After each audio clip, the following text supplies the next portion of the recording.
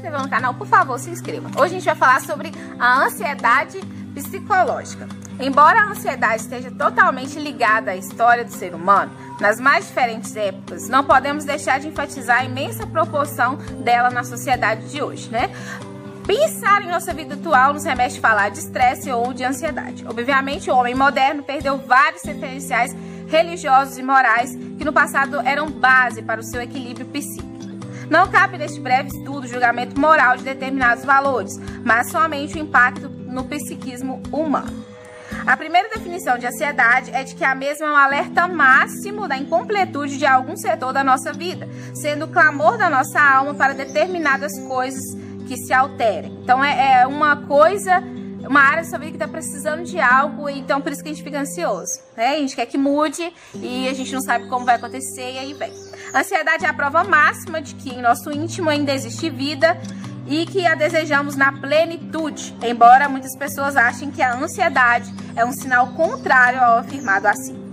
Como disse, ela é um alerta que está para soar para que possamos nos mobilizar no sentido de preenchimento naquela área que a gente carece, tá bom? A ansiedade sugere uma autorreflexão.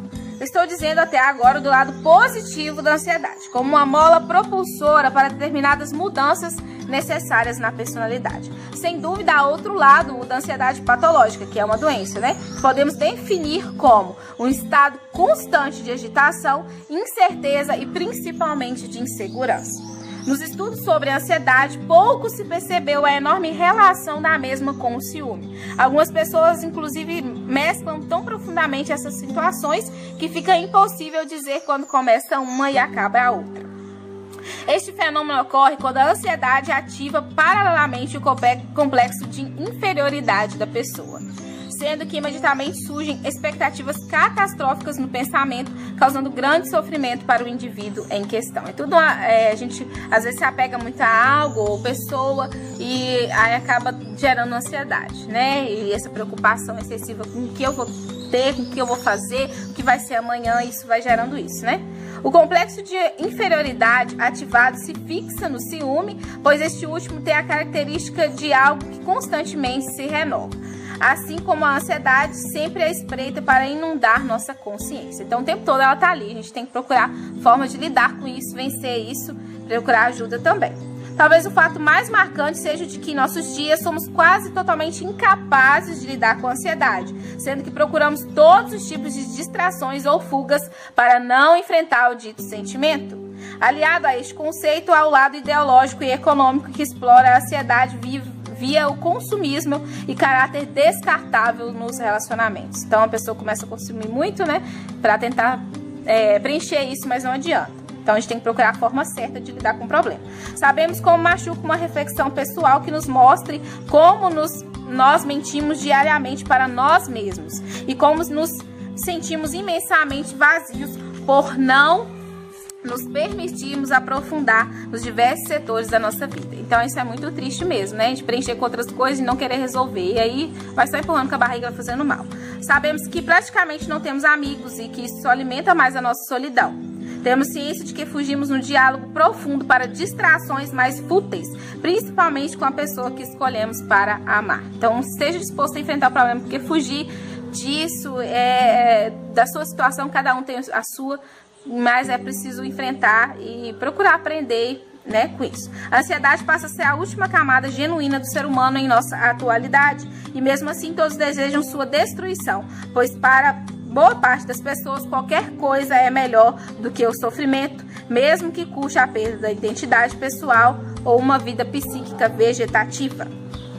A ansiedade pode nos mostrar questões importantes sobre nós mesmos. Nossa situação profissional na relação capital e trabalho revela a escala que a gente está no ramo material, né? Se somos explorados ou exploradores, se temos autonomia ou se somos excluídos.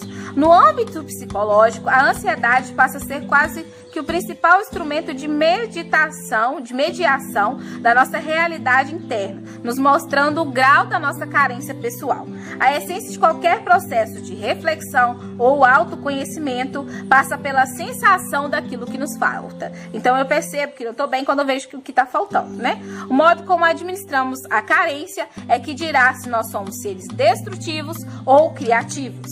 O essencial é perceber que tipo de reação provocamos nos outros, como por exemplo, simpatia, admiração, segurança, ódio, inquietude, isso também é uma coisa a avaliar. A ansiedade ou tormento da espera, que também é chamada assim, daquilo que não possuímos, sempre embute mensagens para que a gente possa refletir na nossa área pessoal e devemos descobrir quais são os raciocínios imperativos para o que ela quer nos mostrar para cada área da nossa vida. O maior inimigo de todo o processo de reflexão citado é o medo. Garantir a estabilidade, sendo que a ansiedade revela muitas vezes a necessidade de continuar sempre buscando, sempre procurando melhorar. Infelizmente, quase todos desejam aniquilar a prova máxima de sua insatisfação ou infelicidade, que é o caso da ansiedade. Assim como a febre das academias ou cirurgias plásticas, se deseja também em nossa sociedade uma estética para a expressão dos sentimentos, e na mesma não há nenhum espaço, infelizmente, para o autêntico. E talvez esse seja um dos mais terríveis problemas emocionais desse milênio, né? As pessoas estão sempre se encobrindo, até mesmo as suas emoções, que não era para ter vergonha de falar. Arrisco até a noção de que imenso crescimento da ansiedade em nossa era corre paralelo com a mentira e a falta de sintonia com as emoções alheias. Como disse acima, procura-se a plasticidade e a futilidade, e as coisas sérias vão sendo deixadas de lado. Temos de admitir o fato da nossa dificuldade em buscarmos saídas para o pavor do novo. Muitas vezes não desejamos nos utilizar do potencial, e este é um dos atos psíquicos mais sombrios que existem, né? Para se conviver neste mundo. A ansiedade, nesse aspecto, nada mais é do que a incapacidade de se lidar com o processo do tempo. Embora biologicamente saibamos que não temos de sobra, psiquicamente preferimos a constância da perturbação ou a infelicidade, com o objetivo de encobrirmos nosso total desespero frente à morte ou a qualquer tipo de perda, apesar do conceito ser e a atitude que a gente tem que tomar ser óbvia, né? Mas, é claro, é muito mais fácil o sofrimento rotineiro ao invés da angústia profunda perante o desconhecido. Então aqui tá falando o quê? Que é mais fácil a gente aceitar isso mesmo do que procurar mudar, lidar com isso, né? Esforçar e tal, né? E aí a gente vai ficando só mal, em vez de dar a volta por cima. Eu vejo que na Bíblia tem algumas pessoas que perderam alguém e essas pessoas foram lá e tinham tempo de luto. Então eles viveram aquele tempo e depois eles procuraram se esforçar e mudar. E é assim que a gente tem que fazer. O confronto com o nosso imenso vazio existencial simplesmente é pânico, e preferimos os atos banais que atuamos diariamente. Qualquer escola de psicologia sempre apregoou sobre a resistência que a gente tem perante as mudanças. Nossa mente se tornou conservadora, e este é um fato que não podemos omitir em hipótese alguma. Assim como determinados historiadores conservadores sempre apontaram que as revoluções só nos brindaram com mortes e destruição, nossa mente segue o mesmo raciocínio, temendo sempre o fracasso perante uma experiência nova. A história coletiva e pessoal serve para a manutenção da estrutura social e rotina do indivíduo, e a ansiedade é praticamente o único agente, né, supervisível que está por baixo disso, que pode abalar o nosso ser. A essência da filosofia é a certeza de que a maioria das vezes o pensamento é meramente uma amostra colhida do contexto social onde se vive. E a ansiedade nos chama para a responsabilidade individual da aceitação ou não de vida que adotamos.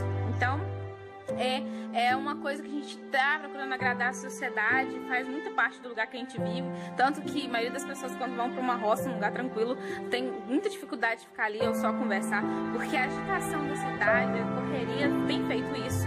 Mas a gente tem que sempre entender, primeiro temos que dar bem com Deus, depois com a gente mesmo, depois com o próximo, e não ficar se perturbando com essa agitação, porque às vezes a gente fica preocupado com tanta coisa e não percebe aquilo que de bom que tá perto da gente, e isso só vai deixando a gente cada vez mais mal, tá? Então vamos procurar melhorar isso. Se você precisar de ajuda, né, eu vou deixar aqui novamente o teste da ansiedade, faça e vai dar certo, tá bom? Não perca a fé, não deixe nunca primeiramente Jesus, e também procure ajuda, tá bom? Deus abençoe todo mundo, fica com Deus.